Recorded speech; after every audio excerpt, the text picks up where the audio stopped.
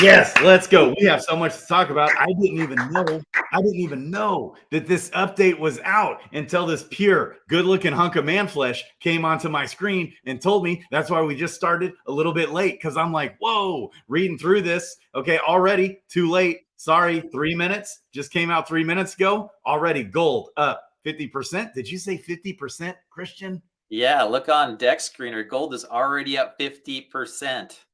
Wowzers. Okay, so we're looking at the chart here. Whoa. Okay. Whoa. It's a lot cheaper on Serendale. Who's going to jump in? Who's in T minus 20 to 60 seconds? This will be more in parity. You can now, there's not a ton of liquidity on Serendale. That's why we see a big price difference here on the gold. Then, okay, I can only imagine what Swift Thistle's doing right now. What Goldbean. Isn't Goldbean pumping? It's got to be. There's Goldbean. Everything's cheaper on Serendale right now, boys and girls. I almost was like gonna get in there and try to buy some. Nah, I won't. But somebody can get in there on Serendale and buy up some silverfin. Let's see. Silverfin, sailfish. That's another one. It's at 1 penny versus 1.3 pennies. And that's not going to slow down. Okay, why? Why is that? We just got an update here in a Medium article. DeFi Kingdoms, baby. Just put it out there. We got all kinds of debates to talk about going on out there. All kinds of updates we're going to talk about. Oh, baby, this is going to be juicy. I love it. Ooh, okay. Kristian Peter, you got your boxing gloves ready. Let's go, baby. Yeah, also, baby. It's Monday nights nights with Grady and KP in the house, and the pet treat has just been released. There's about 20 different items that are required to craft yourself just a regular pet treat, or if you want that premium treat, you got to pay like 5x. So there's also going to be the power-ups for C Jewel and S Jewel. So you got to lock 500 of those if you want to, increase your wallet size and have all your pets well fed for an extra day if you're a regular treat feeder, or if you want them an extra 4 days if you're a premium treat feeder. So there's all kinds of stuff to go over. I mean, this is great. Oh. The prices are pumping. Finally, we're seeing the material prices go up, baby. Up. Baby. Okay, so real quick breakdown. We got two options. We already knew that. The regular feeding and the premium feeding. The regular feeding will feed them for 3 days, right? 3 days. Right. The premium feeding will feed for 10 days. Okay. Plus, it gives you a 2% XP boost from the quest, which is certainly valuable from every single quest. Okay. Then, all right. And so the regular pet treats, 72 hours. Now, if you use a power up, which is per wallet, it's not per pet or per hero. Thank God. I hate that part of it. If you're moving bunches of heroes around, drives me nuts when it's like a per hero. This is just total. You put in 500 C Jewel for your whole wallet. Okay. And then you'll get the power up for the pet feeding. And it'll take the regular pet treats from 72 hours, which is 3 days, to 96 hours, which is 4 days. On the premium pet treats, it'll take it from 10 days to 14 days. That's biggie right there. So 500 C Jewel per wallet. I'm guessing per realm, of course. Of course. So, and then you got 2 weeks. So you just got to feed that premium pet food once every 2 weeks with that power up. And every time they quest, they're also getting an additional 2% boost in XP and what they're already getting. So I love that. This is great. Okay. So check out those items. Yeah. Premium pet treats is a 4x the number for regular pet treats. So they're the same. Okay. They are. They're the same. And look, it's basically they run through every single item in the game. Just about, including sailfish, goldbean, swift thistle, skunk shade. All the new ones are in there. Okay. Is there what isn't in there? Red gill. Okay. We got all those fish. We got everything. So Grady, how many pets do you have? I mean, this is going to be like, if you have 500 pets, that's going to be 500 times all of this, right? So those materials are just going to be zooming up in value. Yeah, they will be. And it's going to be worth it. Now, see, I get thousands upon thousands of these items, but you're right. See, I probably have 1,500 pets. Holy crap. Yeah. Something like that, maybe. Can you Maybe imagine it's only feeding all 12. these pets? So if you have 1,000 pets, you can multiply. So you get that 20,000 iron scale that you've got to use to feed pets with. Yeah, but that will last for 2 whole weeks. 2 weeks, but then you got 20,000 more coming up. Yeah, then with the pet and with those power-ups, you'll be getting more items. Hopefully, you'll be getting more XP on your heroes. Yeah. Okay, but this is a cost versus reward analysis going on here. Also, isn't one of the pet, okay, if I remember right, are one of the pet bonuses, let's see here. We got it right here, baby, still up from last time. Okay, so you can catch multiple fish. You can catch more rare fish. You can catching the rare fish, you know what? That might be worth using over there on Serendale. Throw your fishers over there because I think sailfish and stuff. So if you got a high level, well, we can only quest 25 stamina over there still, right? But if you've got a high leveled hero and a good pet with this good keen eye power up or keen eye bonus here, that might be worth having over there on Serendale. Get a few of those going so you can get some sailfish, get some sailfin, baby. Now, okay, blue egg, runes, increase fishing skill, extra item roll. That's another good one to have possibly over there. And then, of course, we love the Gaia Tiers one. We're going to want that Gaia Tiers bonus. One thing I thought, this should be on every rarity because the innate angler, okay, correct me if I'm wrong. What are your thoughts here? It's going to be the worst mythic bonus you can possibly get because you're changing your ninja miner into a ninja fisher, okay?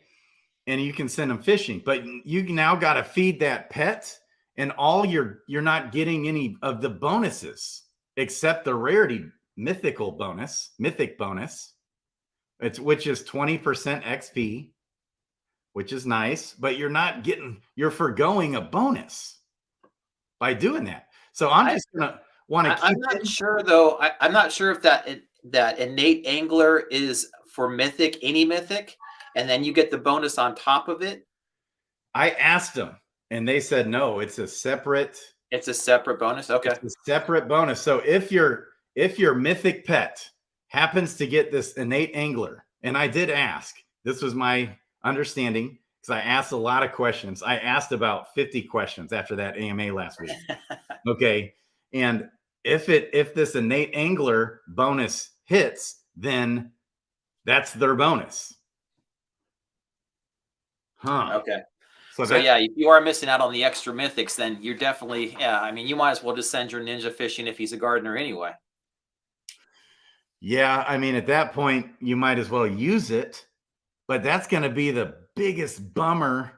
I'm not going to want that. I just want to send my ninja mining and my ninja gardening. Right. Right? Yeah, they might have to add something to that because right now, then the bonus bounty and the Gaia's chosen is going to be the best because you're going to get way more tiers and way more, items. Yeah. Now, if I've got a common pet and I want to throw that ninja fishing, well, I'll do that, but not with my mythic pet.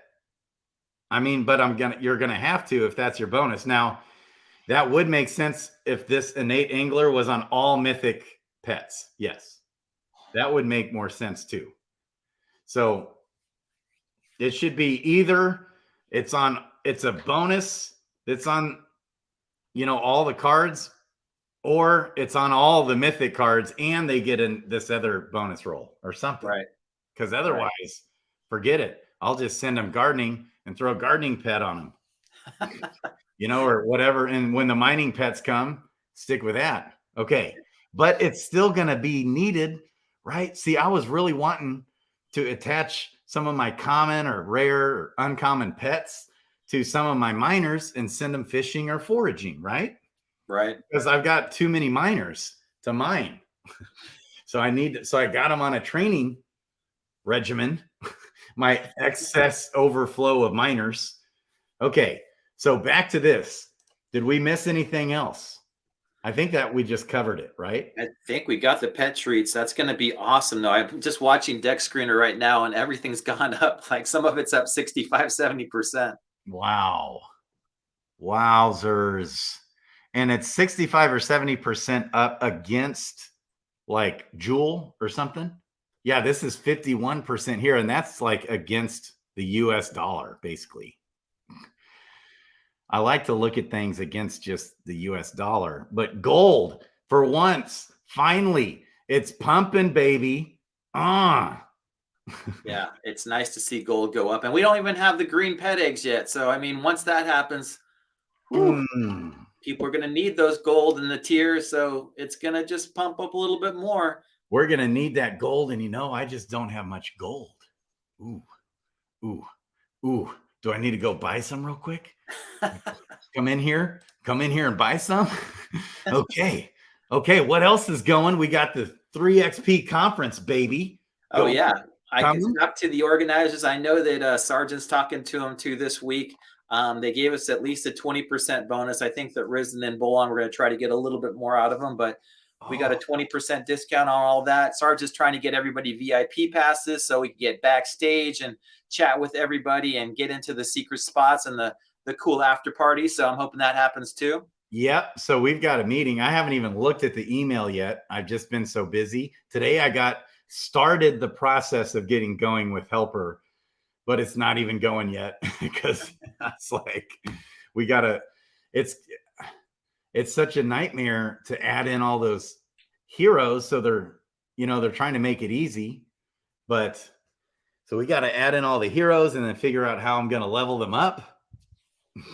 So I'm going to have a talk with Zellies on that. But here's what they're doing though. Because they're coming out with their new API on DFK Helper. Right. That will kind of look like coming in here to DFK Quester. And this is how we're going to see it right here. And then we'll be able to we'll see all our heroes laid out better so we can determine how to level up and what abilities they have. And if we want to sell them in the tavern and have it do all that. And so that's my biggest pain going on. Okay. And who knows how long this is going to take for me to actually get going with Helper. Anyways, back to this pet feeding. What other thoughts? Man. So I can just see the materials now starting to increase. And when the materials start to increase, then people stop selling them, right? Mm-hmm. So it's going to be one of those feedback circles now where people are going to keep the materials because they want to craft the treats. And so the treats are going to have some value, however much that is when they first come out, right? I'm sure that in ADFK, they're going to post like, what's better, buying the treats or actually, crafting the treats. So, we're going to have to figure all that stuff out. And then once like you said, if you have like 1,000 pets, my God, that's going to be a ton of materials that's going to go into that, right? So that just creates all that additional buy pressure on all those materials. So yeah, I mean, hopefully they start to get, that equilibrium price that's a little bit closer to what, hopefully all of us want, so that when we go out there questing, we bring back these materials, they've got some value to them rather than 0.0001 cent. Yep. And so we're going to be stuck in this dilemma. Do we sell or do we go ahead and use these to combine and use the pets? That's going to be a dilemma because the pets will get us more items that then we can turn around and sell. Or because when you think about it, if you think about it on a per hero basis, I wonder, like over a 14-day period of time, on an average, like what is a hero going to get on average questing 3.5 or whatever times a day or ish, maybe in some cases just questing 3 times per day. Okay. And with a pet on top of that, and with all the power-ups, what are they going to pull? What is each hero and a pet together going to pull versus a hero by itself without the pet? That's the question. Right. So And then how much additional XP are you going to get? Because they're going to level up a lot quicker. Yeah, the XP is a biggie to consider. Ooh. So we're definitely going to have some people out there that forgo the pets and all this, and they're just selling their items, but that's okay because now we need these. We're going to have plenty of us out there, even with our big fat armies. We're going to want to get in there and use these pets and level up our armies, have different strategies, all different kinds of strategies going on in there. Yeah. Baby. Yeah. It's so cool to have actually some utility now, and we know exactly what they're going to cost. So we can do that cost basis, you know, and figure out like, okay, is this going to be profitable? Because I'm looking at these premium pet treats and they're not cheap. I mean, I always think that these items are very little, but when you get down to it, like you said, are they going to actually bring us back like a 10x more than we would get if we were, you know, not using them for the 14 days? Well, even if they're not bringing back a 10x, even if they're breaking even, it's well worth it because of the XP boost.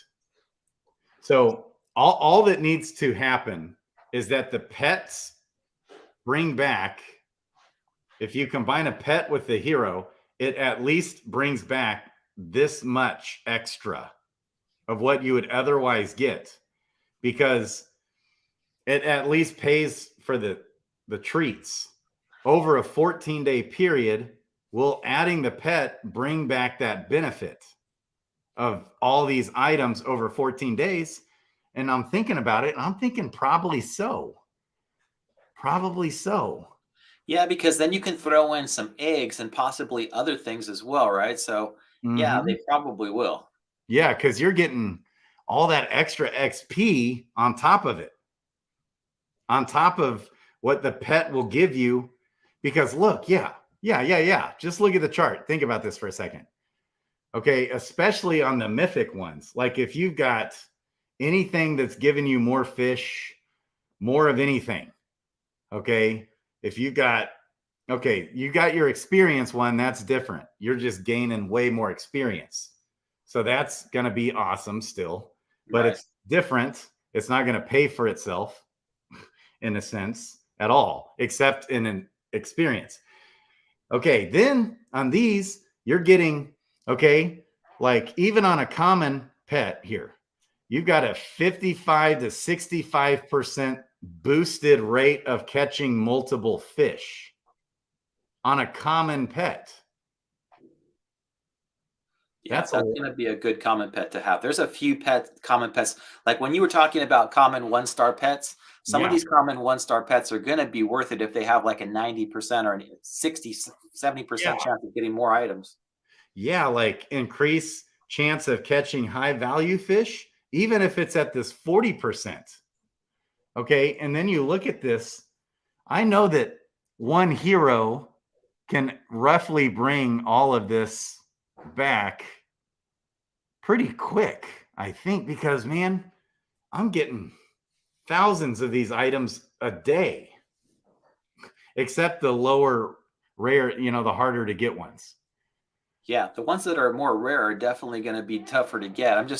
What I'm wondering is, when you're bringing back that much, like say you're getting 3 items, well, most of the heroes, like the higher level heroes, well, we also too, I guess this really takes us into the level 10 quests, right? So what additional items are we going to be able to find, and how much more worth it are they going to be? Because those level 10 quests you're going to definitely want to have a pet for. Yeah. Oh, I didn't even think about that. Plus, on top of that, it's level 10 quests are coming. Ooh, baby.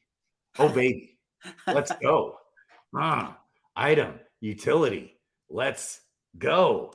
Yes. No tier burn. Okay, there's no tiers. I thought he said, okay, I see. I don't think we'll have a problem with tiers burning. Oh, you know what? iOS code's saying that you only need 2 items. What do you mean? He's saying that you only need 2 items that amount to make the treat. Did I miss that? Okay. I literally, plus we got gold. So just 100 gold. Right. But still that adds up. So Okay. it says under the item cost that each treat must be crafted from 2 items. Okay. The following items and amounts can be used in crafting pet treats. Oh, the following. You can use whatever. The number of items used for premium pet treats is 4x the number of regular pet treats. Each treat must be crafted from 2 different items. Example, you can craft 1 regular pet treat using 5x iron scale and 4x red gill, but you cannot use 10x iron scale. Okay, wait. So you can either use all of this number right here. So those are all the items. So you can use like 1 of the ones that is going to be a rare item, or 2 of the ones that's kind of an average, or 5 of the ones that's going to be really common. Oh, okay, I see.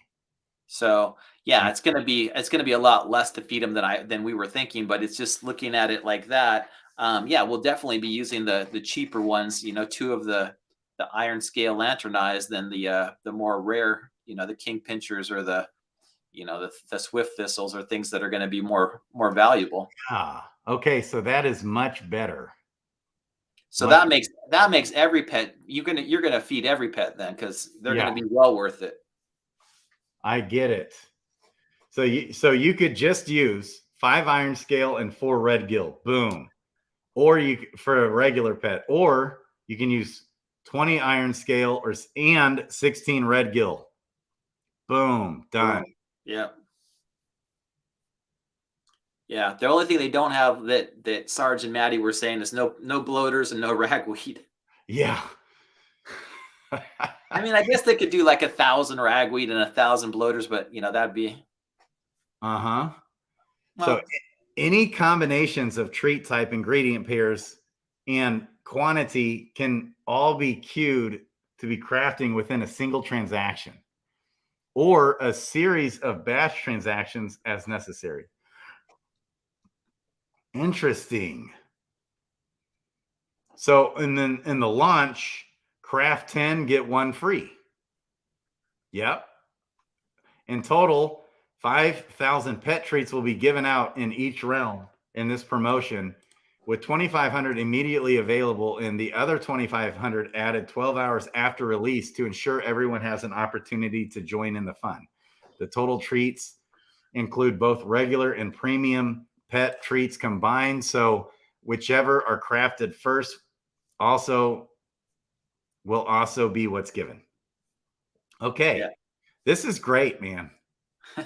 It's going to be nice to burn all those items. I mean, I do agree that we're starting to see like some actual utility for the materials, which I know everybody wanted. And I think that, Zealous is right that we're going to definitely need to have some auto treat making ability here. So it's interesting that they make these treats and we have to make them every 14 days, but then we're going to have to figure out like how to feed our pets and keep everybody in. Oh my God, it's going to be a challenge to keep all those pets fed, 1,500 of them. Yeah. Wow. Okay. Wow. So crazy. That's like the pets are going to be like you and I probably have a hard enough time keeping track of our heroes, but if you have to keep track of another 1,000 pets, I know, right? God. So thank God that Helper will be able to handle this, right? I'm pretty sure Helper is going to deal with all this for us. Oh yeah. Okay. You guys read above. Yeah, iOS code. Come on, guys. All right. Okay. So then this is phenomenal. This is awesome. So it's going to eat up 100 gold per better treat. Okay. Where'd that go? Yeah. So the regular treats are 25. The premium are 100. Right. And so it's like you're getting, they're the same cost essentially, right? Is that right? They're the same cost. It's 4x. Yeah, they are the same cost. You get an experience boost with the premium. Right. It's exactly the same cost for the 2 treats. Even in time, right? Says this is 3 days. Oh, actually, it's even better because 4 days wait. So 3 days.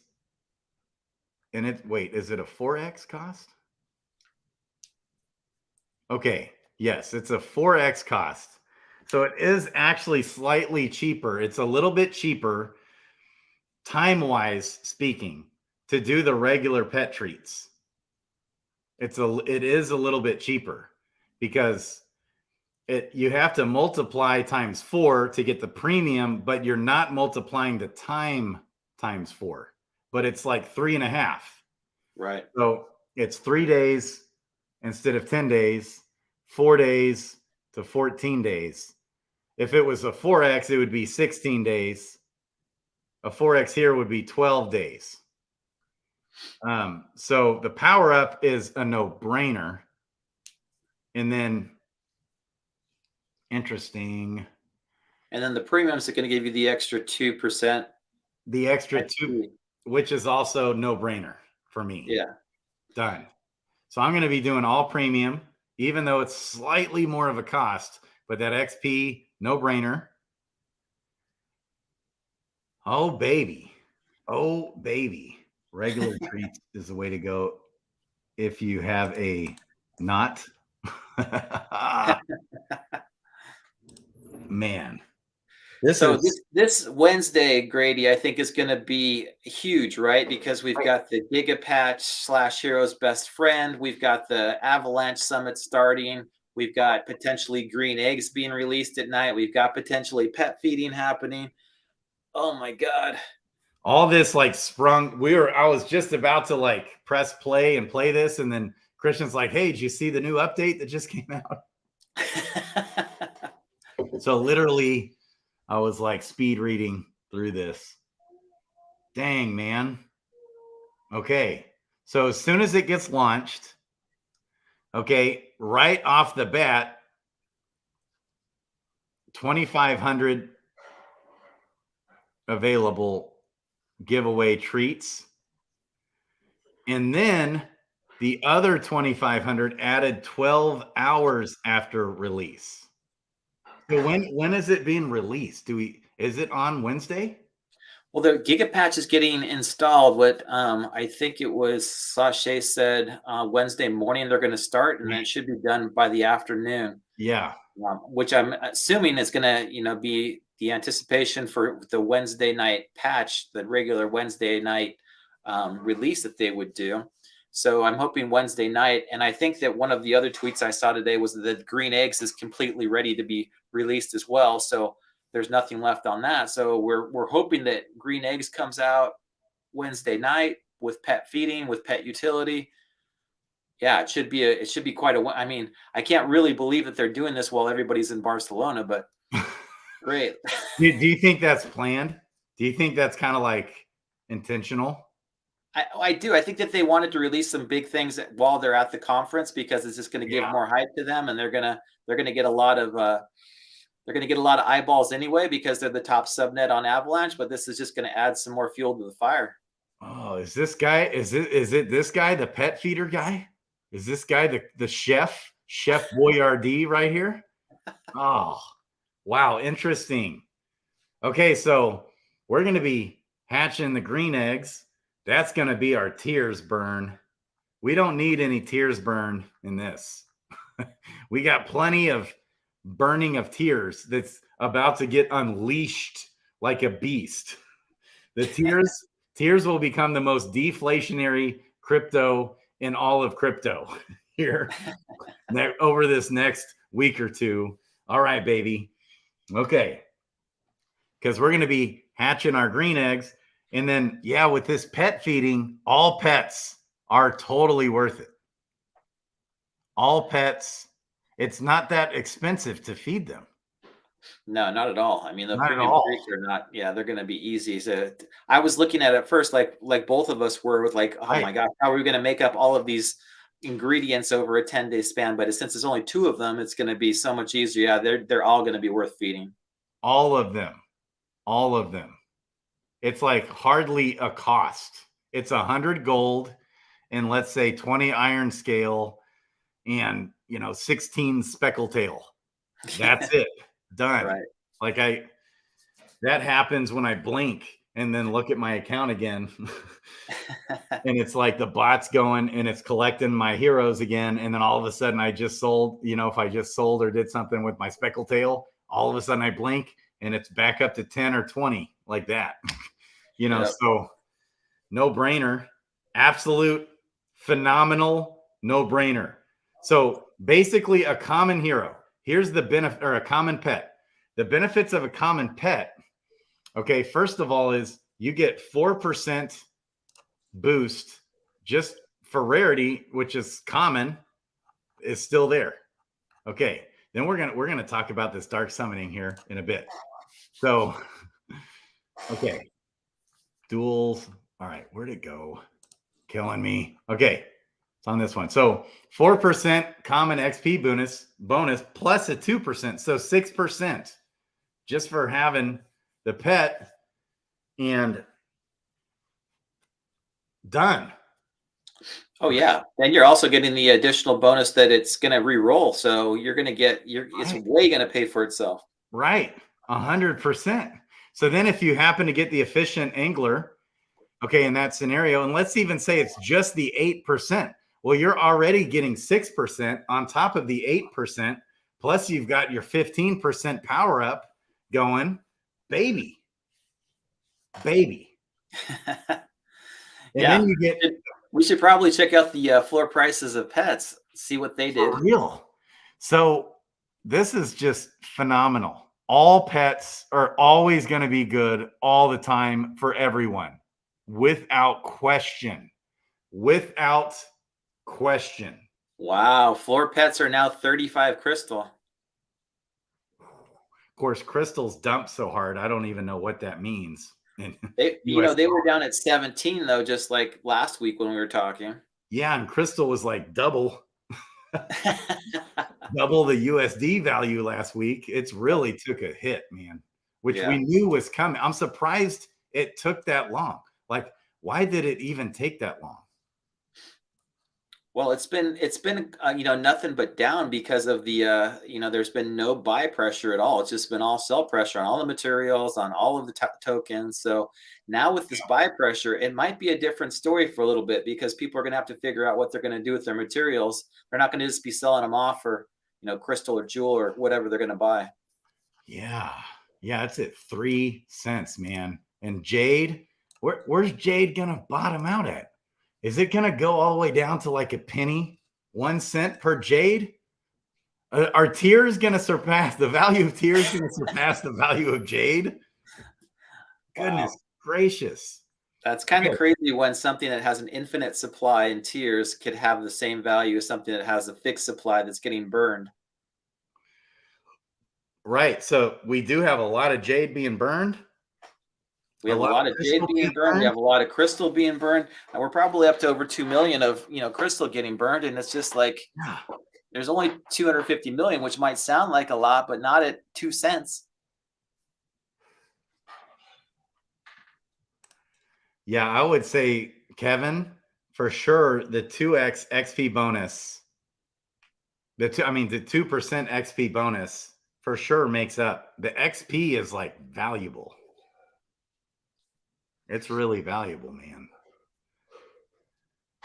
And that's going to add up. So even on a common pet here, and also, Kevin, the other thing about it is you don't have to worry about it for 2 weeks. It's like less transactions. You don't have a zillion transactions going, but we are going to see a lot more transactional volume. So when all these things go live, we're going to be hatching eggs. 2 transactions, and then plus people gotta buy some more gold or gotta buy some more whatever tiers, this and that, transactions.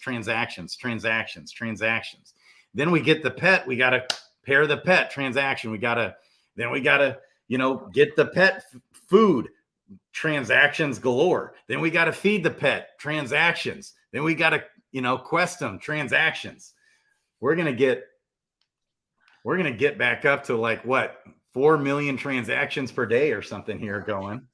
Yeah, that's going to burn jewel right there, right? Because just that amount of transaction burn is going to be crazy for the amount of things that are going on. So, wow, I don't even know. Yeah, I mean, they must be chatting about this. This is the one thing that I think they really wanted to bring up when they were at the Avalanche Summit is just how many transaction volume they're doing, like 10 times more than the Avalanche C chain. So it's like crazy. I love this. So this, I'm like, I was a little tiny bit nervous that they would do something stupid on here and piss me off a little bit. But this is big brains. This is awesome. Man. Yeah, I love the fact that the materials now have some value to them. So, like we were talking about, I think that that's going to cause that little upward spiral that we're hoping to get. Just the simple fact that now the materials have utility, you can choose which ones you want to use and which ones you want to sell, and they're going to all kind of balance out over time. Yeah. And, you can just do iron scale and lantern eye because as far as what they're worth, like what are they, like 10 gold? Yeah. At the vendor. So that times 4 is 40 gold versus a gold vein is 100 gold. So, okay. So it's like way more want to do iron scale, lantern eye, and rock root, and darkweed, and speckle tail.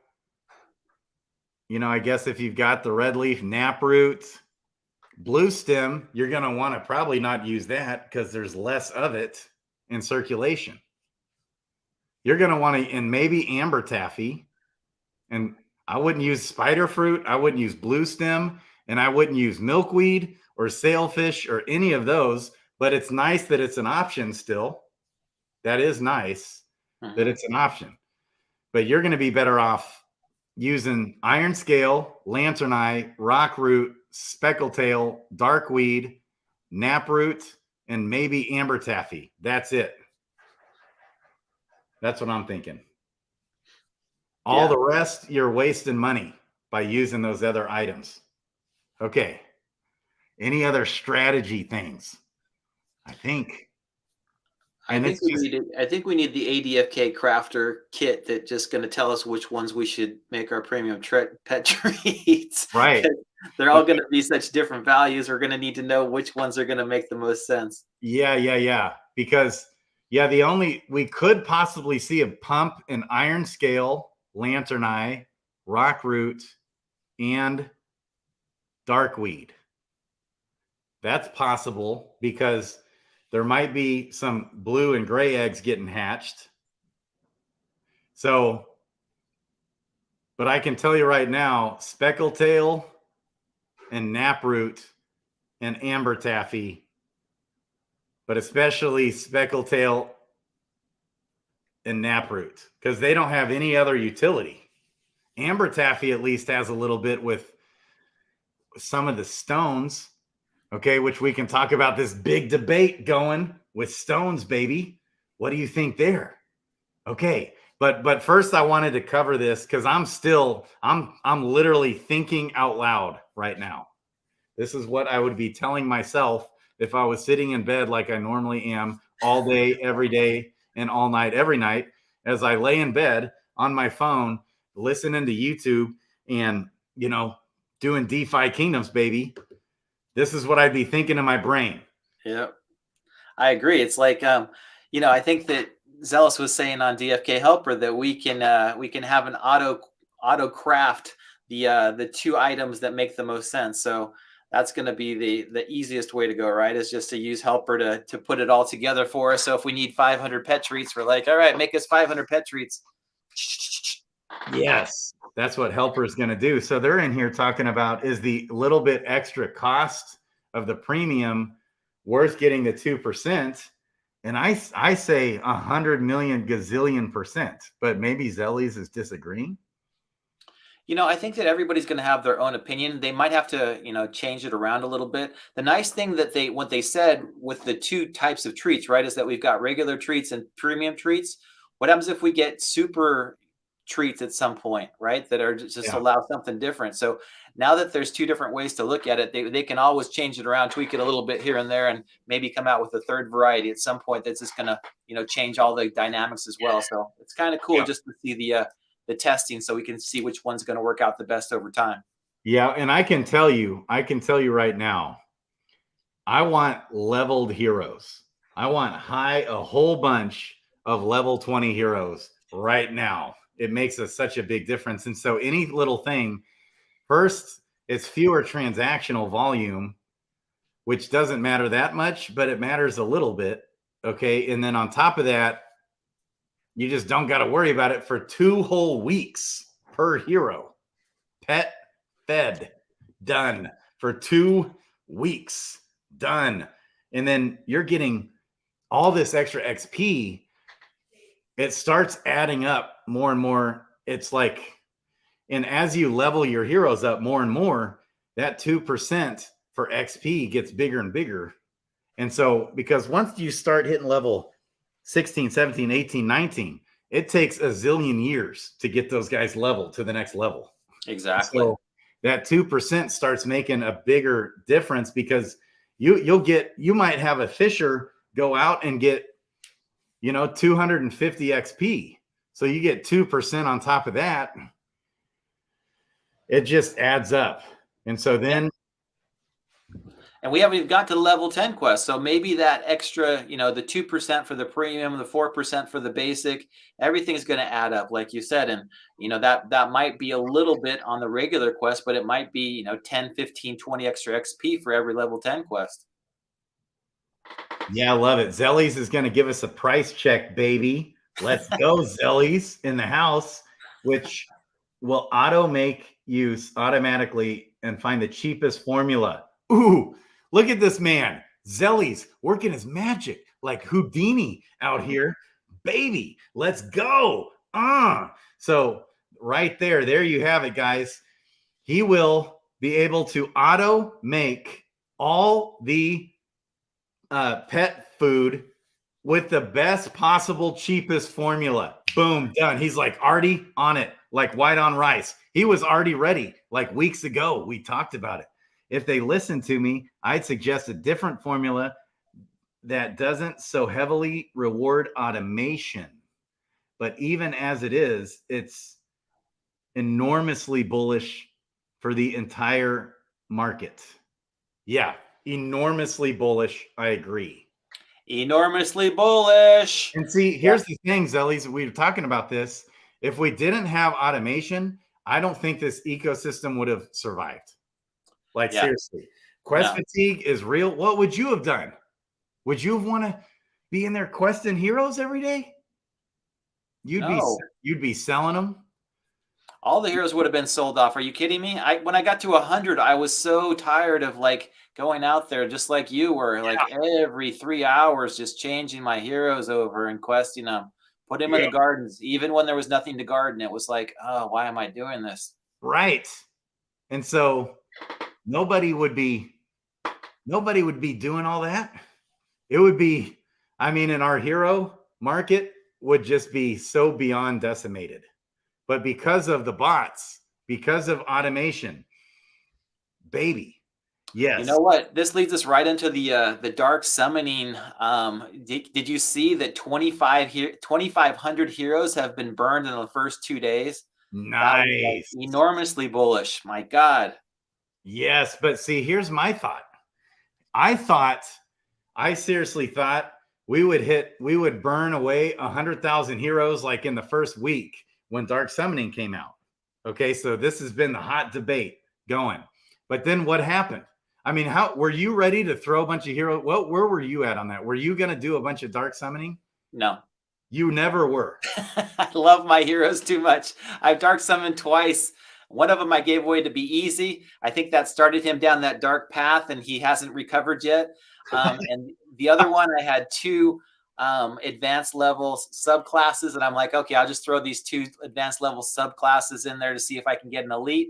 And of course I did, and I ended up getting like a monk or something. But that just led me to the whole point is if I had a lot of dark dread knights that were maybe common, and I had a lot of floor level mythics, I'd put them to both together and throw them into the dark pit just to see if I could get a rare or a legendary dread knight. But I didn't have any dread knights to do that with. And I saw that, I knew that the floor was going to go up. But what I did have, Grady, which I think I told you about, was I bought so many Dragoons and so many Sages when they were like 65 crystal, 70 crystal. They were like the ones that nobody wanted. They were the minor Sages, they were the Gardening Dragoons.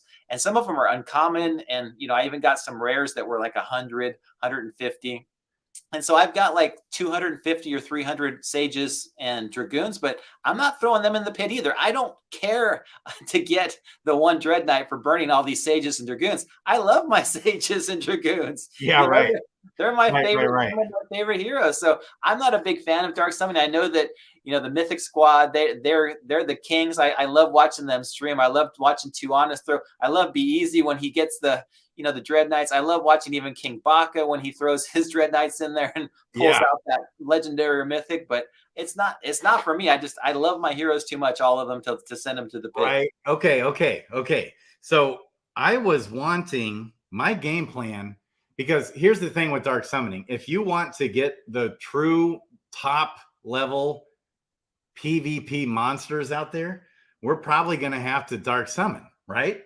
Right. And so anybody that's trying to do that, anybody that's their goal, that's part of my goal, was I didn't ever plan on having thousands of heroes, right? So it's like part of my goal, I wanted the best heroes in the game, baby. That's what I was going for. Okay. And so what did I do? I knew that a lot of people leading up to the Dark Summoning event, we were buying 10 out of 10, Gen 1 heroes, because we knew that the extra summons we could use for better rarity. So I had a bunch of 10 out of 10 Gen 1s in, and from my Gen 0s. But I had been, I had just worked. I had a bunch of heroes ready to go that all along, I was DCAing into. And all along, I was using stones and crystals just without even thinking about it, because it was on my 10 commandments. And I was being a good little DFK boy, doing the right thing, padding those stats, getting it ready, thinking for sure, I didn't even, in my mind, it's a no-brainer. Like, obviously there's going to be a value for that, right? They're just not going to completely 100% extract that value out of that and just burn it. Well, the answer is yes. And so then Dark Summoning came and I was like, ooh, punched in the gut, right? And we've talked about this a million times. And so did I throw my 800 heroes that I was ready to throw into the pit? No, I didn't, because I had put too much money in those heroes to do that. So then what did I start doing? As time goes on, what was I doing? Well, I'm like, okay, wait, I still want to maybe Dark Summon a bunch of heroes, right? So I'm going to start summoning, not using a stone, right? Yep. Doesn't that only make sense? Right. Or you're going to level them up not using a crystal. Exactly. Because so I want to get this army of people. I want to do a bunch of summons and not use stones and get all these heroes going and burn them. And I'm not going to use stones and crystals on these. And on the same mindset, even in the scenario that I'm trying to build a PvP army, I'm not using stones. And if I'm just trying to build a jobber army, are you using stones on your every summon? I do, but I'm the exception. I use vitality or vigor stones on every single one, just because that is the way I do it. Every single one of mine has a lesser vigor stone, and that's the way it goes. Okay, and do you only summon your Gen Zeros? No, I summon all my 10/10s because I can get them so cheap now. So you're using up a lot of stones then. Oh yeah. Oh, baby. I single-handedly, when you saw that chart that iOS code provided, where there were 52% of people, like right around, I don't know, October, November-ish, that were summoning with stones, and then all of a sudden it started to go down. That's when I started summoning, was in December. So I think I single-handedly am keeping that data skewed a little bit towards the upside, because I've used stones on every single one of my summons, and I've done 15 or 20 a day. So it's probably single-handedly changed the market, because nobody else is using stones. Everybody else is throwing their summons out there, knowing that if they get the wrong class or the wrong rarity, they're just going to dark summon them back, throw them back in, and nobody wants to, unless they're going for that perfect mythic dread knight or whatever that, that certain heroes they really want. That's when they throw in the greater stone or the regular stone. But other than that, nobody's using lesser stones. Right. Nobody's doing it except About Life podcast, maybe a little Mythic squad, maybe a few other people here and there. Like, I still debate it. So I kind of go back and forth. Like, I'll go and then I'm like, screw it. I don't want to summon my Gen Zeros with stones. What am I'm just going to burn all these guys? And then I'll be like, I get like a Mythic double advanced. And I'm like, maybe I should have used a stone.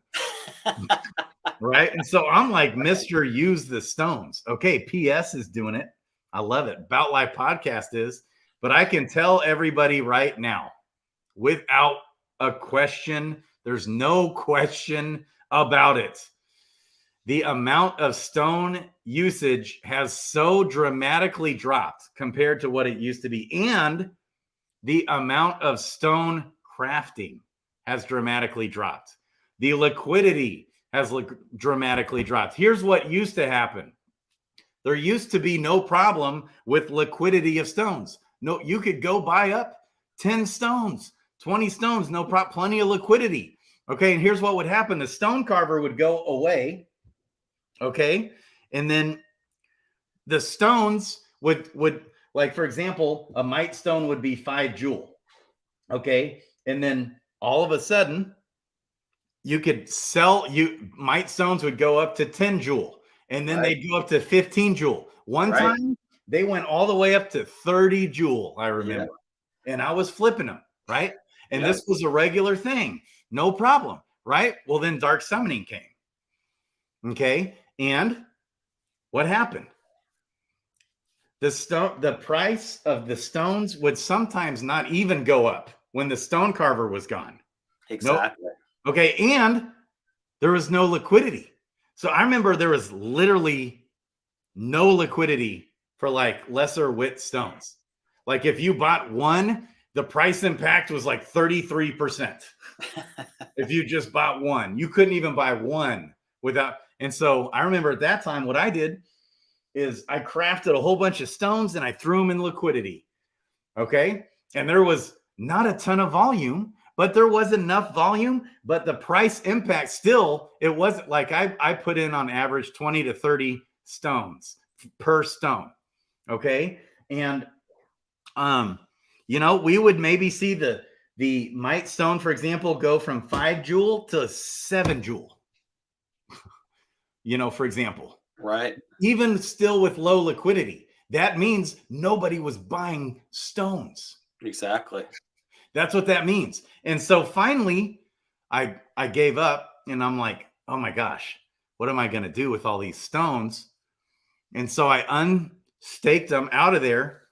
And I had gained, I had that going for months like that. And then I finally unstaked them. So I needed to, I don't know what I was doing at the time. And I still haven't crafted a single stone. And I've just noticed nothing's changed. So another one I would like to see. Yeah, lock up all that tier value. Yeah.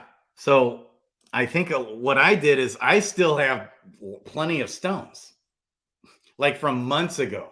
From all the ones that you had for liquidity, when you took them out, you probably took them out when they were at a low, so that you had way more stones than you put in. Yeah, that's exactly right. And so, and there is just, so yeah, it was fun to actually go out there when the stone carver was there. Even if I didn't have to, I would craft like 50 stones. Yeah. And I would craft mite stones and I'd craft dex stones, and then I'd wait until the stone carver was gone for the 8 days or however long he was gone for. Then I'd sell all those stones as soon as the day before he got back. And then I started to see other people doing the same thing. So then I had to start selling them 2 days before he got back because they went down a little bit the day before. And I would always make, double my money back. And I was like, this is great. I'll keep doing this forever. But yeah, the stone carver arbitrage is definitely gone. I know it's gone. So so both of us, we start noticing, it would go from 5 jewel to 7 jewel. And it's like, okay, Jewel has been so down. Okay, I can make like what, 20 cents here, baby, on this arbitrage opportunity. And you can only trade 1 or 2. And then all of a sudden it's back down to 5 Jewel. Right. I would sell 1 or 2 or 3 or 4. And now it's like right back down. Done. No more arbitrage opportunity for anybody. That's just because. So another thing that would be awesome to see, we should just iOS code. You want to come on right now, baby? I'll send you a link, because here's another thing I want to look at. How many stones are being crafted compared to back then? That's a big question, because I still think a lot of people are in my same boat. They've already crafted a zillion stones, and they're just not using them very often. Oh yeah, we know specifically those material costs have gone down so dramatically because people aren't crafting stones, people are not making potions. People are just going out there and questing, and whenever they get their full quest back, they just sell it all into Jewel or USDC or whatever it is they want to, and they've been making money doing it, which is the interesting thing. So now that the materials are going to have some value, we'll start to see a completely different dynamic start to happen. Yes. All of a sudden, all those materials will have some value to them, and people will stop selling them for whatever they're selling them for, because now they're going up in value. And when they're going up in value, nobody's going to sell it into USDC, right? They're going to keep it. So this is going to be a complete paradigm shift, and I'm excited to see it. I mean, it's kind of a interesting time to do it. Like I said, while the whole team's in Spain, but we'll see what happens here in the next couple of days. Right. So this is the other thing too, is that, okay, so with the dark summoning event, what have people been doing instead of crafting all those stones like a lot of us were doing? We were crafting stones galore. We were trading them. We were using them way more frequently. Okay, now that it's like, oh, what should we do? We're buying more heroes. We're summoning more heroes without a stone. So what happens? Now there's way more heroes, okay? So the way more heroes are getting way more items. The items of which are sold, and some of us are just buying up more heroes with it or taking profits or whatever. Okay, so it's like a double whammy. It's a double whammy. So now what do we got going? The team's talking about how, hero inflation is an issue. Well, here was my point from day one to Hubert was, look, we want maximum incentive for dark summoning. How much more? And we also want this extremely important, vital aspect to DeFi Kingdoms. Okay. This is like a highly important part of DeFi Kingdoms is dark summoning. It's super important. Right. Stones, in my mind, are also, they at the time were vital to DeFi Kingdoms to keep the value of the heroes worth something, because the stones are so worth using. You see what people pay for greater crystals. Greater crystals might give you 2 stat points at best. Okay. The stone gives you 4 right off the bat, then plus 8 on average per 100 level ups. Done next. The stone was worth a fraction of what a greater crystal is. Stones are important. No brainer items. Okay. So, but we have these 2 vital, important aspects of the ecosystem working against each other. Okay. And so with all the people that have used stones and crystals, it's just so much harder to throw those heroes into the pit. Exactly. It's like it's already hard for you to throw heroes into the pit as it is, let alone if they're stoned and you use crystals. So why not incentivize? If stones and crystals have been used on a hero, what's going to happen? And I don't care how you incentivize it. You could incentivize it with a little tiny boost of rarity. You could incentivize it of tier reduction cost or whatever. However, they can just somehow incentivize throwing more heroes into the pit at any time ever. Any which way they can do that, what's going to happen? What do you think is going to happen? They're going to throw more people. I mean, we're seeing it right now, right? Because they gave the tier incentive.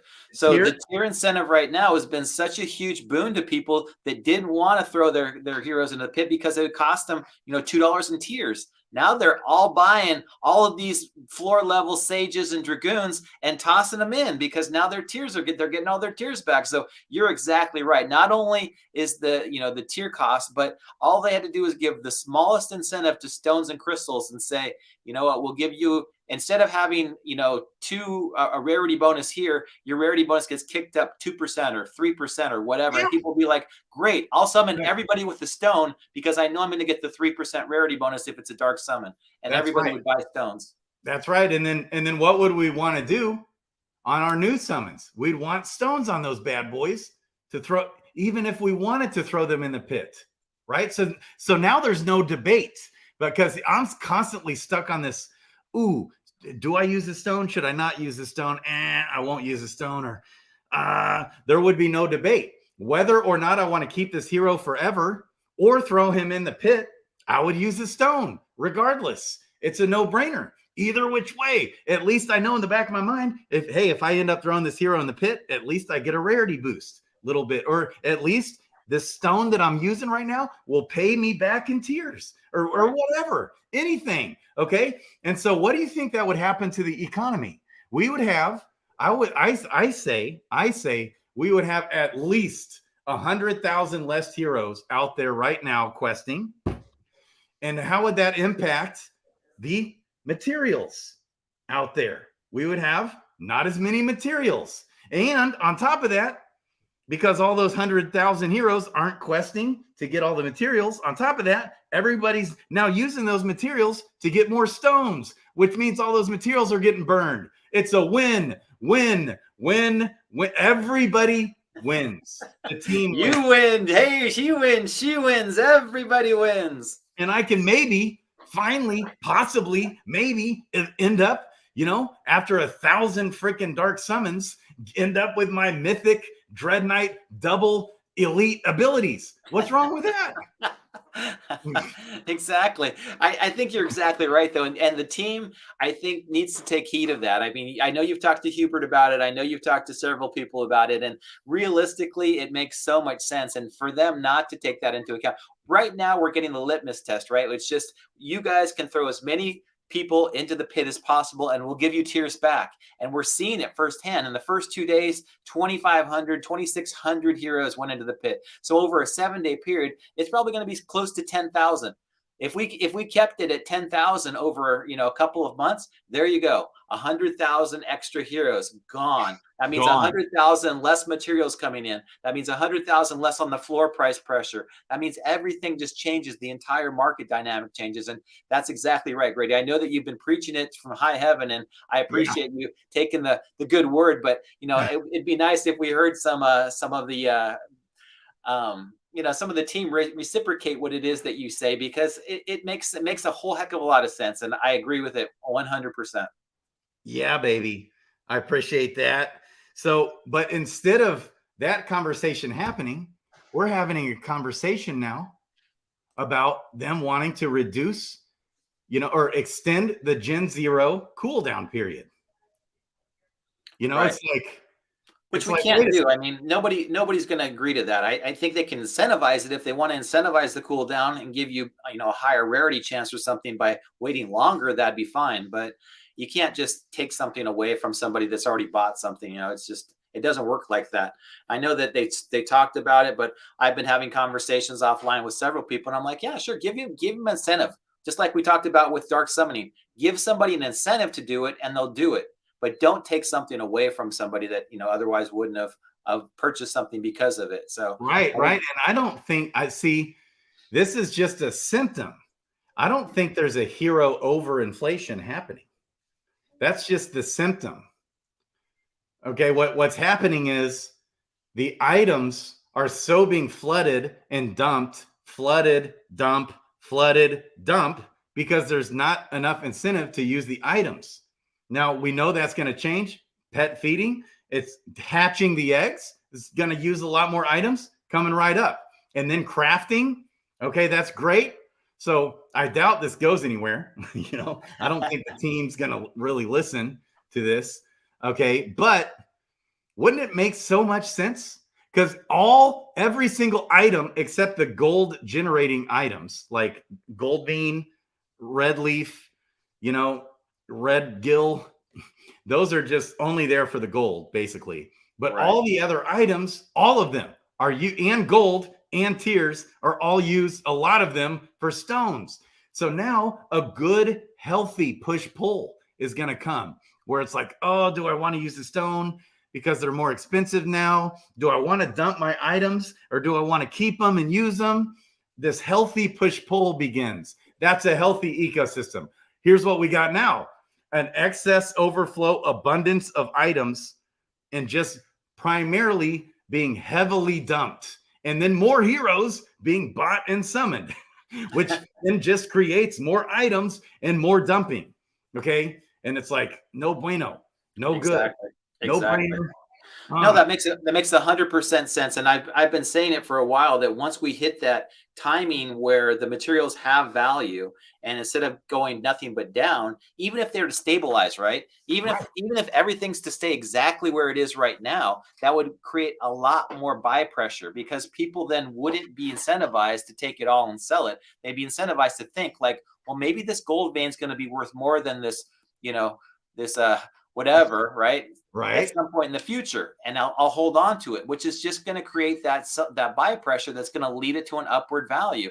And since most of these items have infinite, they have an infinite amount, the more people that buy and sell, just like any farmer would, that the more sell pressure we get. But once people start holding on to it and there's something to do with it, then that's when we start to see the reversal. And the reversal I'm hoping is coming now. And it would be great to see everything in the ecosystem reverse and go up. Instead of going down 1,000%, it's going back up. It'd be nice to see everything just go up a couple of cents, a couple of hundredths of a cent, just whatever's going to happen. And it's great to see on Deck Screener. I mean, I keep on looking over there just to see. We've got Lantern Eye now up 76%. We've got DFK Gold up 57%. It's just like, wow, it's so much fun to see for a change. Yeah. Oh, that's beautiful. Look at Lantern Eye go, baby. Yes. This is beautiful. Hey, how about Jewel? Is Jewel pumping? Because we're going to have that Jewel. You know what? The longer the Jewel stays where it is, the longer I dollar cost average. I love that video that you did. It's so stupid to trade tokens. I dollar cost average into Jewel anytime it's under 20 cents. I just buy it and I buy it and I buy it and I buy it and I buy it. You know what? My time frame is not next week or next month. My time frame is 2 years, 3 years, 4 years from now, when all of a sudden this game is actually fun and people are playing it and we're having conversations about who's traveling to what realm to do what, rather than, how much is gold or is gold vein or, when are materials going to stabilize. So I just think that there's so much value there in almost all of these things that we have yet to tap into. And these guys would not be in Barcelona right now talking in front of 4,000 people about how cool DFK is and about how they created this subnet out of, the first subnet ever on Avalanche and what they're doing with million. I mean, we just talked about it, right? 2, 3, 4 million transactions on a blockchain per day. And we haven't even scratched the surface yet. It's going to be so much more fun as we get to play this game. It's just like, wow, what's next? I'm so jacked up about this. And there's so many awesome updates coming this summer, you guys. Breathe, Grady. This is getting me excited. I can tell you guys this. My first thought here, they did not butcher anything up here. This is like on point.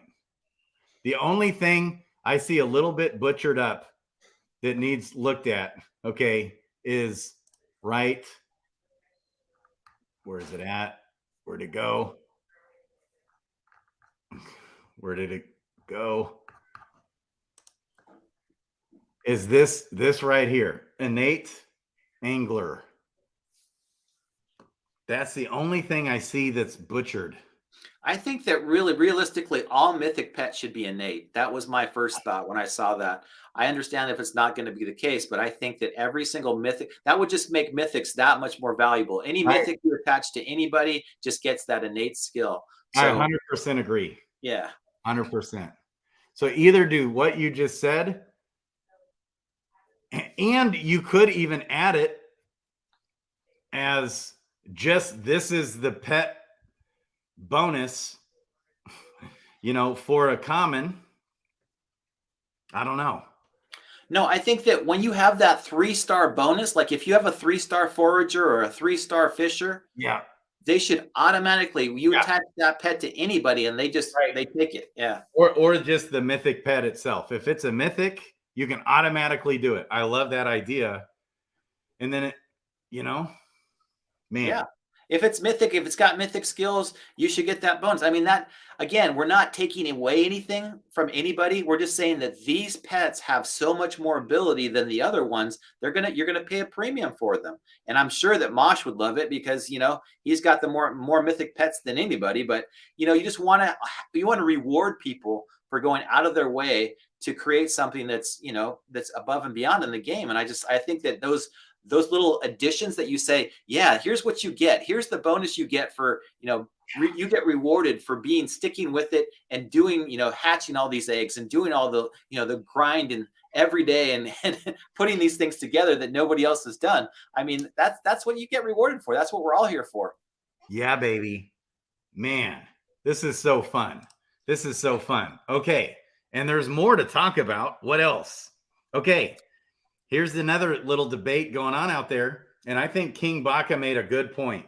So the team is wanting to mint new Gen Zero classes, just one of each. No biggie, no big deal, not the end of the world. But I think King Baka made a good point. Instead of minting them, if they want to do hero giveaways, use that fund that they're using already with Jewel.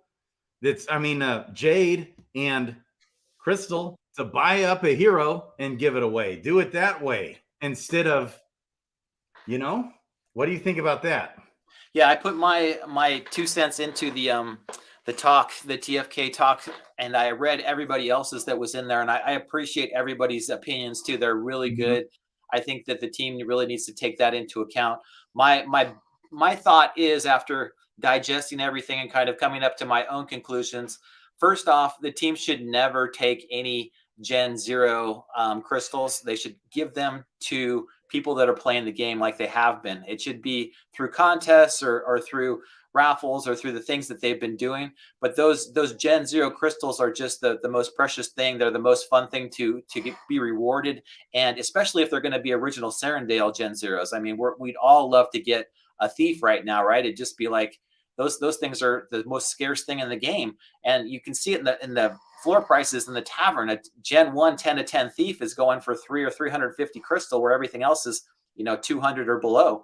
So you're seeing like a big difference now. And what I thought should happen, and I agree with some of the people that have already written this, is if the team wants to buy Gen Zeros, fine, let them go buy it from the Treasury, as many as they want. If they want 4 or 8 or 12 or 16 or however many Gen Zeros they want, great. Go out there and buy them. Summon as many Gen 1s as you want. Give them away. Do what you want to do.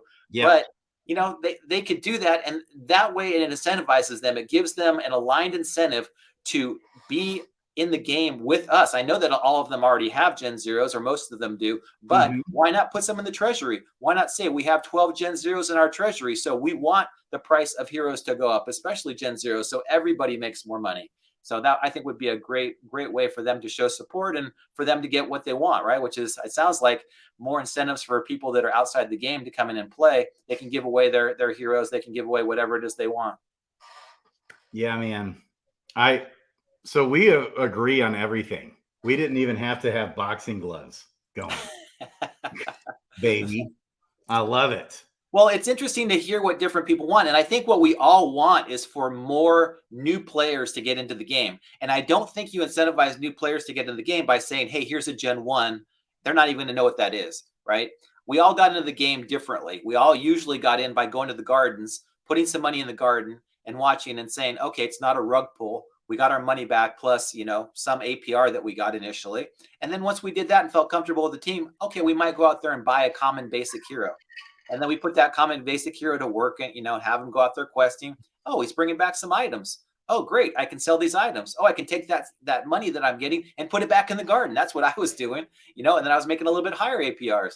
Then I put a little bit more in. And I put a little bit more in. And it was great for while everything was going up. And then when everything was going down, of course, it was a catastrophe. But right now, it's like, how do you get new people in the game? Give them an incentive to come in. Give them something that they want. If that's high APRs, great. That gets new people in the game. If it's a game where it's PvP, where I can come in and buy 3 heroes, and I can take those 3 heroes and I can go combat it against another guy that's got 3 heroes. And if I win, I get something for it and I can increase my value. Oh, baby, that's where we've got a game. That's where more people are going to come in. That's where we're getting the new users. We're getting a lot more traction. We're getting thousands of people that are going like, hey, I saw you playing that game where you had an archer and a pirate. What was that? Oh, that was DeFi Kingdoms. Yeah, I want to play that. Okay, come on out here. I'll show you how to do it. That's what we all want. And that's what I think the team needs to really concentrate on. 100%, 100%. So iOS code, I've got a pretty strong statement to this one here. What do you guys think of the response Bolin already gave to the argument that the project can't be buying off market due to legal shaky ground? They're already doing that.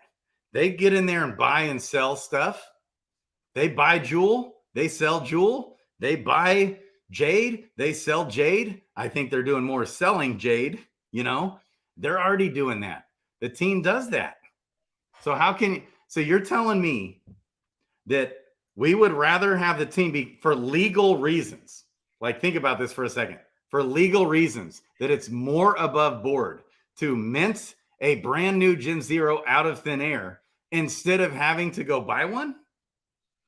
Yeah, there's no substance to that whatsoever. I mean, if they want to go out there and buy 10 Gen Zeros, more power to them. I'm happy when Risen says he's been a Gen Zero holder in the past and he will be in the future. He buys them, he sells them, just like the rest of us do. I mean, it's like everything in life. It's like, if I want to buy a trading card and I want to sell it to somebody and I want to buy a different one, fantastic, go out there and do that. But I don't agree with it, any type of a legal ramification, especially for, something that's as inside a crypto game than anything else. It's like, okay, we're just doing similar things to what people have been doing for, throughout time with all kinds of different games. So I feel like if all of our incentives are aligned, everybody's happy. You want to go out to the tavern, you want to buy a Gen Zero, fantastic.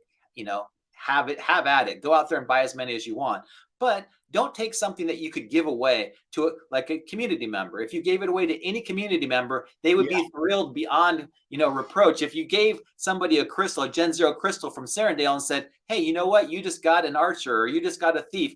Oh my God, that person's going to love DFK for life. And that's the best thing. And, that's the best thing that you can get. The best gift you can get in any game is like, oh yeah, I got one of the original Gen Zero heroes. Okay, great. That's going to really, that benefits everybody inside the ecosystem. Yep. And so to follow up with that iOS code, here's what governs us. Here's what governs planet Earth. That's good and right. Everything that's good and right. It follows the golden rule. And doing what does good. What does good to all humankind. That should be our governing, ruling principle. What does good? In this scenario, tell me right now, and it's not that big of a deal. So if the team ends up minting one Gen of every class of Gen Zero, I won't even be worried about it at all. But here, what does good? Is it better for them to mint new Gen Zeros out of thin air in the same breath they're talking about increasing stamina? They're talking about an inflation of heroes. They're going to mint more to give away.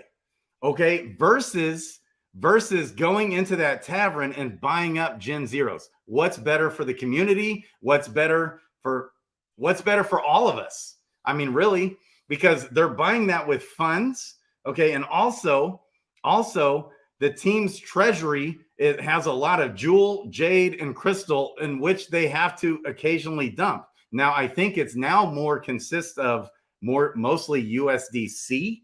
But for the longest time, the team's treasury was primarily jewel that they were dumping. Okay, primarily.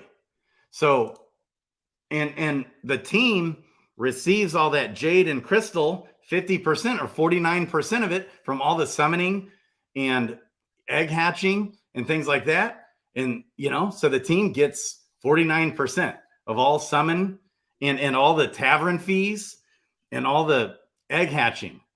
Okay. Now 5% of that is burned. 75% of the duel is burned. Okay. And then I also have a strong opinion here. So one downside of increasing rarity chances of the hero, a stone. Okay. Here's the thing. You throw on like 3%. Okay. On a macro level, this is true. But to get to, you can make that same argument by even ever creating the Dark Summoner in the first place. Right? So, and that's come up. Now we've got more Mythic Dread Knights. We got more legendary Dread Knights, like 10x more or something than what we used to have because of the Dark Summoner. Okay, but what's wrong with that? I think that's totally fine. I think that everybody takes a chance when they do that. It's just like with anything else. Some people's tolerance, and again, I've talked about this before. To me, a Dread Knight is the same thing as a monk.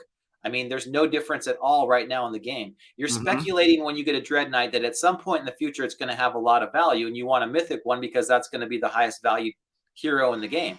So I get it, but realistically, when you're out there questing right now, which is the only thing you can do with a hero, you're getting the same exact materials that you would from any other hero. So I think that dark summoning plays its role in the game, and it does a pretty decent job at it.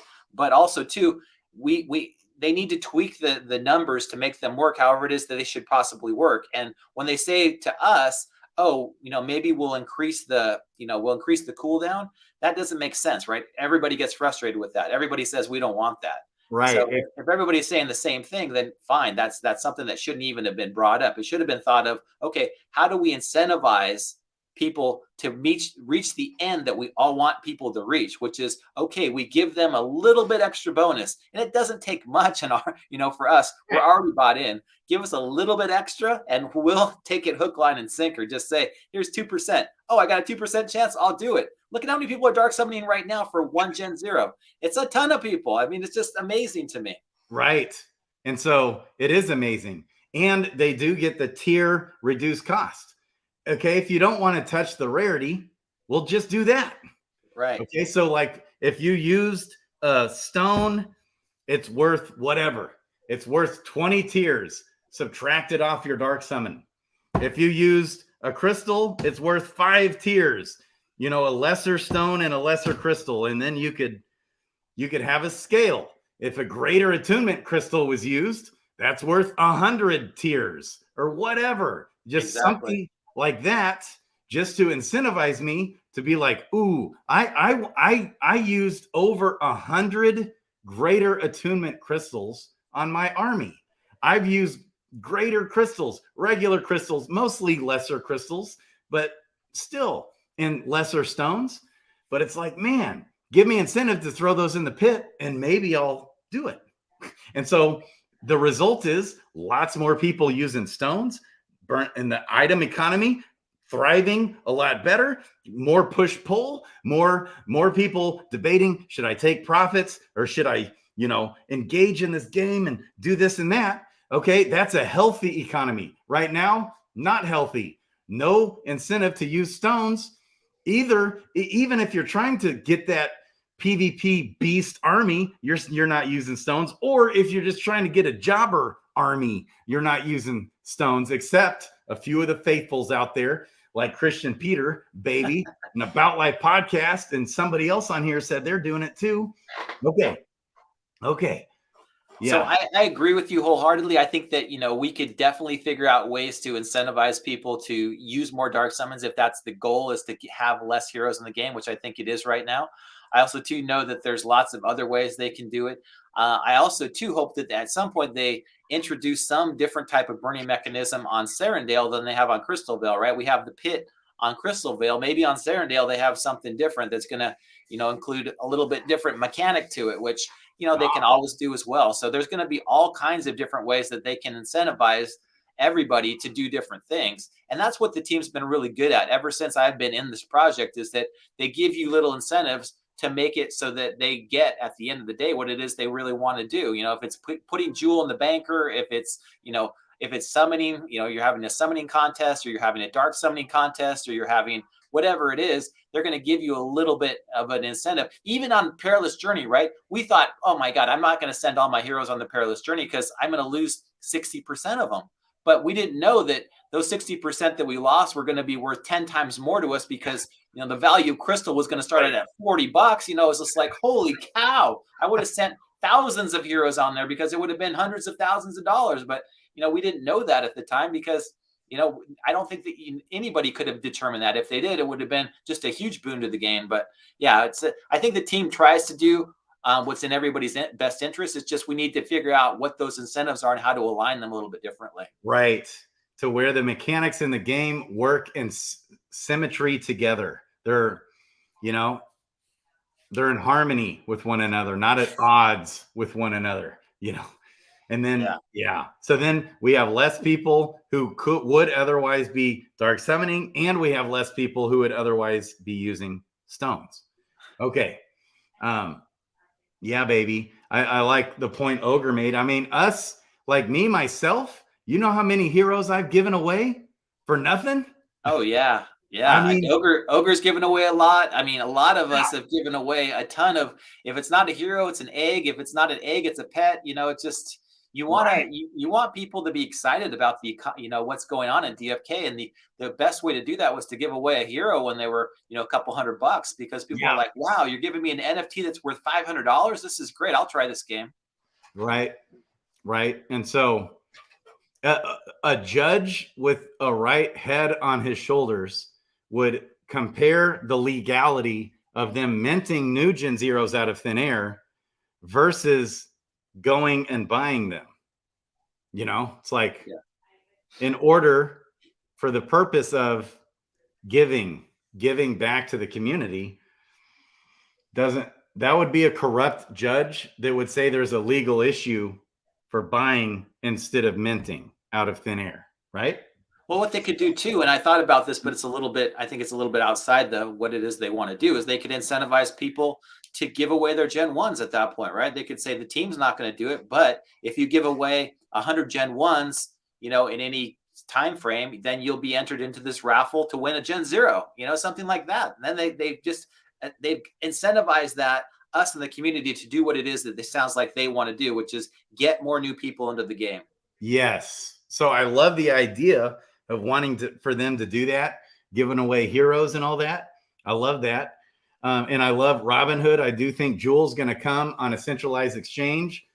You know, I don't think it'll take too terribly long. It might take a little while, but okay. So for me, the game is unplayable days. Everything is okay. And days that my heroes disappear from my roster, no duels, no professions, nothing. Last updates damaged my game. Do you have these problems? Okay, so Dr. Olgan, that might just be an API issue. So you might want to try the Pocket Network. The Pocket Network, it's in the description below. The Klaytn Pocket Network and the DFKChain Pocket Network. Try that. Or if you have problems as well, you can always go into the Discord, and Blue helps out almost always with whatever problems you have, and he's great at solving whatever kind of issues you have as well. So I always go into the community support for whatever realm you're on, if it's Crystal Vale or Sarandale, and you can go into that support channel, let them know what's going on, and they usually have a solution for you within a couple of minutes. I love it. Yeah, Ryder, I love it. We got the faithful stone users in the house, baby. I know that Beeve said he's just doing the same amount of dark summons that he normally does, which is what, about 100 or so per day, Beeve? I mean, the Mythic's throwing, I think you guys keep the pit bubbling day and night. I mean, it's just like every time I'm on Mythic Squad, Thursday nights, I know I'm going to see a ton of lava that's emanating from the YouTube stream. My God. Yeah, good, healthy debates. Robinhood, baby. It's good seeing you on here, Robinhood. We missed you. Yeah, pay it forward and get somebody interested. That's right. So the team's actually generating income from this. They can use that income to buy the Gen Zeros. Don't tell me there's legal issues. I'm going to give somebody smacked upside the head trying to use that argument. Come on now. Oh my God, Grady, I just thought of something. Yeah. Why don't they do a buyback and burn? But instead of buying back the tokens and burning them, they buy the heroes and throw them into the pit. Yeah. I love it. Yeah, blue is awesome. Yeah. I know, right? But again, the solution to all of it is just incentivize using stones and incentivize me. If I've got a mythic and a legendary, incentivize me to throw those in the pit. Maybe I will. If I've got a rare and a legendary, incentivize me, and they're a great pair, and I want to throw them in the pit. I'm a moron to do that right now. Right? Or a mythic with a legendary. I'm a moron to do that. I want to throw the mythic in with the rare. This chances are pretty much the same. Come on, you can fix that, guys. Come on, team. It's not that hard. Just carry over some rarity there. Then guess what's going to happen? It's going to increase the rate of dark summoning. Done. Yep. Blue has is those little benefits. I agree with you. It's one of those little things that we can help the entire team to incentivize what it is that they want to accomplish by just saying, hey, you know what? These are the heroes that I value. And that's why I feel personally that I don't want to throw anything in the pit, because the heroes that I've had for a really long time. I can't see taking a level 13 Sage, and a level 14 Dragoon and putting him in the pit. Even if I have a chance of getting a Dread Knight, I don't ever want to do that. It took me so long to get a level 14 Dragoon. I don't want to go through that again. Yeah. Right. And then here in the short term, this has been also bullish for Shiva runes, because in that scenario, if somebody does that, you throw in a level 2, level 12s, into the pit. Well, now you can level this new hero back up to level 12. So what happened all of a sudden to Shiva runes that was forever down? They were worth less. Those Shiva runes, are they still worth less? No, they're not worth less than tears. Tears surpass the value of Shiva runes. But not now. They pumped hard. They pumped hard. Wow. Look at that. They're up a good 100% this week or more. Nice. I mean, they were less than tears. Now they're at 1.5 cents. These runes too. I mean, nobody was leveling up for a while with the with the Shivas runes, and then the Moshka runes. I mean, nobody was really leveling up with Moshka runes either. And I'm like, man, I thought that Moshka runes were going to be worth like dollars. It was just like they were like going to be the most valuable thing in the game because they're super hard to get, and you needed them for all those high level heroes. And it really bummed me out when they went down to 15 cents or whatever they got down to. It's just it's kind of a bummer to see, but I'm hoping that Moshka runes have some value to them, and all these runes could have a lot more value. They're hard to get. I know. And so I remember it wasn't that long ago when Moshka runes almost got all the way down to the same value as Shiva runes. Do you remember that? Yeah. That was nuts. But then I blinked, because I had this huge excess of Moshka runes. And so I remember I sold off like 50 of them, like begrudgingly, okay, because they just kept going down in value. Well, now everybody's hitting level 10, 11, 12, 13. And look, they've been pumping 1.5 jewel there, baby. Let's go. And we haven't even got to the next type of ruin yet. When people go from 20 to 30, they're going to have a different ruin. So I'm excited to see what that is. I mean, it's interesting to see how the game mechanics play into this. But I think that a lot of this, once we start to hit that equilibrium point, Grady, I think that you and I are both so excited about this because, now that we're starting to see some material usage and we're starting to see green eggs coming out and we're starting to see, all these little things happening, all of a sudden it just takes that floor, right? We know that floor is there. We just haven't found it yet. Wherever that floor is and things start to reverse a little bit, people will go, uh-oh, I'm not going to sell off these things anymore. I'm keeping them. They're going up 100%. Why would I sell it? So that's going to be a completely different paradigm than we had for the last 6 months. Look at these freaking green arrows pointing upwards. Dang. Yeah, did gold finally find the floor? Oh, we've been talking about that for a year. Yep. I know. Well, Lantern Eye is still at 77% up. Gold, it looks like it's 70%. Wow, it's starting to catch it. 70.4. Dang. We got, what is this? Skunk Shade? Skunk Shade's up 66.2%. Dang. What's so crazy? Gold is still so way like an extra over a 0.5 in decimal points here. Remember when the first time you ever came on the show and we talked about gold? Do you remember that? We were talking about the stone carver. First time you ever came on the show, gold was at 0.0008, and that was horribly down. That was like, whoa. Now I used to hold gold when it was 2 cents. Oh my gosh. Now you add in another 0 and it's 4. And that's with it after being up 50-60% today. Yeah. That's well, once the gold, I mean, we all know that once gold has some utility, that's when it really gets to be fun. When gold starts to get a little bit of value and we start to see it used for things that you're going to use in the game, if it's going to be for travel or if it's going to be for items. Gold only had the real usage for gold eggs for a while. Remember, it was like 50,000 gold for a gold egg. And I remember saving for a really long time so I could buy a gold egg. And then once I got a gold egg, I was like, okay, great, I can sell my gold now. But gold was really expensive for a while. Yeah, man, we still got gold egg and yellow egg hatching. So here's the deal. And that's another thing with the Dark Summoner. With more people dark summoning, it's bullish on the runes. It's bullish, man, and just really bullish on the Shiva runes. If a bunch of dark summoning incentives happen, we're going to see Shivas keep going up because we can just auto level those guys on up, right? Get that average floor rarity. Oh, that was another thing we could do is they need to do the average of XP. The average of XP, not the average level of the hero.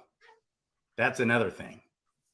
Okay. Well, what would be the difference between the XP and the level, though? Because the XP, so if I want to throw in a level 15 with a level 5, to get to level 5 quick and easy, not a whole lot of XP.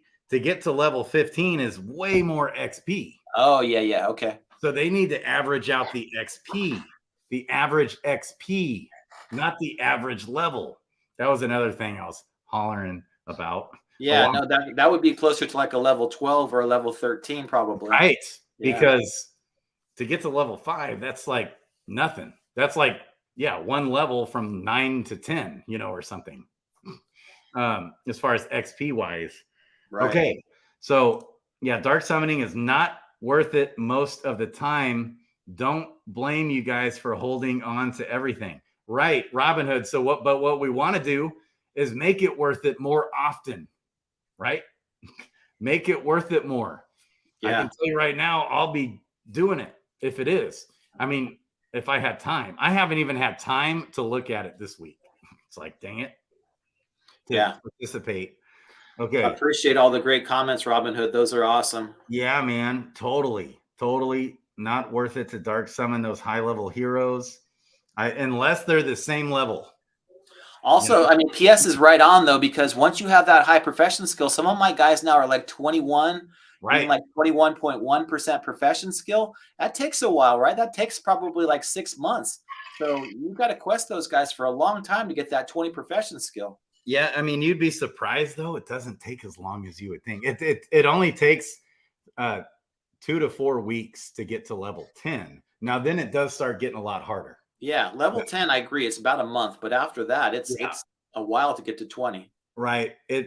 But with these pets, might change some of that too, baby. Some of those pets, that's one of the stars. Okay, this has been like the hottest live stream I've done in a while, baby. Yeah, we're live again. GF Burke in the house. Burke. Okay. Yeah, the pit is perfect for high level basics and commons without a stone to put a stone on and then level properly or burn you terribly bad level heroes. Yeah. GF Burke, baby. So tonight, so I don't know if you guys saw, I did a clip of Crypto Lifer was talking about his dad.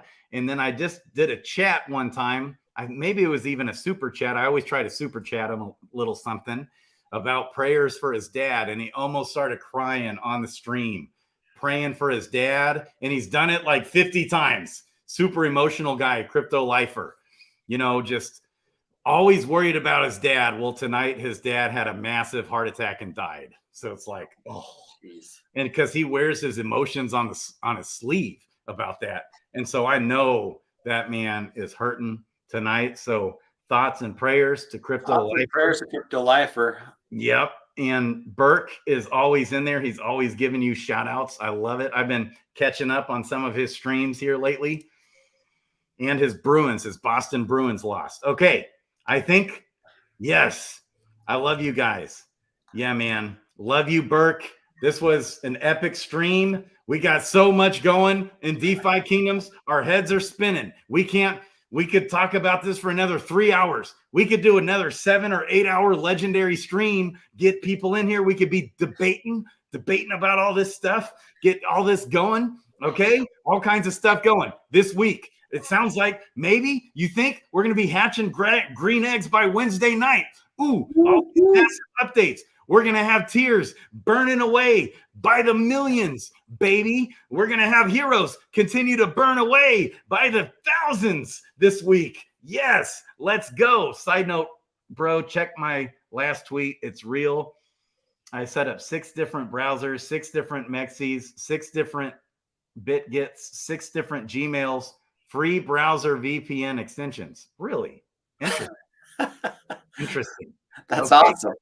Love you, Crypto Lifer. Prayers to you, my man. Yeah, Ryder, baby. Oh, wait, you're doing on your first summon? Got my first Mythic. Oh, got my first Mythic in the pit. So off they go. Ooh. I will tell you this. Overall, I have gotten some good Mythics in the pit.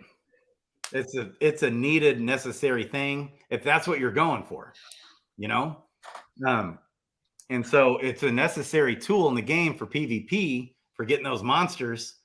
But gosh, it is hard, right? It's hard to throw those heroes in the pit. I don't know how you do it. I watch the Mythic Squad and it just gives me heebie-jeebies every time. I'm shaking like, oh my God, I'll take those Mythics from your hands. I'll love them. I'll cuddle them. I'll show them affection. It's just like, wow. Anyway, I know that they're doing, I love watching the outcome though, because when they get those transcendent genes, I get jealous. I get really jealous. I'm not going to lie about that. Yes. I love you, Robin Hood. Love you, man. I hope the team listens to this and doesn't say like cliche answers, like dark summoning isn't meant for everyone. If like that's their response back, that is so aggravating.